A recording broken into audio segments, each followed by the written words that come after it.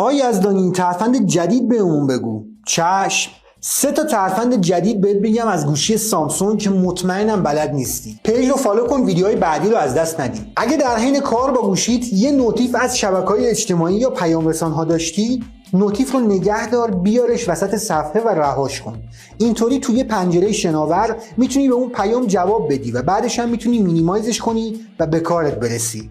ترفند دوم، موقع ضبط ویدیو از صفحه یا همون اسکرین ریکورد اگه این علامکه رو بزنی با دوربین سلفی تصویر خودت رو هم میگیره، میندازه گوشه اسکرین ریکورد. تازه این دایره کوچیک رو جابجاش هم میتونی بکنی. واسه کارهای آموزشی خیلی خوبه. و ترفند سوم که چقدر کاربردیه، وقتی میخوای به این مخاطب زنگ بزنی برو تو قسمت شماره گیر، حروف اسمش رو زیر این اعداد پیدا کن و به ترتیب وارد کن. اینطوری مخاطب رو راحت‌تر پیدا می‌کنی. اگه زبان گوشیت هم فارسی باشه، حروف فارسی رو هم میاره واسط. 13 تا ترفند بکر و خفن سامسونگ رو توی ویدیو جدید یوتیوب گفتم. 3 تاشو که دیدی. واسه دیدن 10 تای دیگه هم باید بری سراغ ویدیو یوتیوب. اگر هم عدد 13 رو کامنت کنی، لینکش میاد توی دایرکتت. ویدیو رو هم لایک کن، بفرست واسه هر کی که گوشی سامسونگ داره.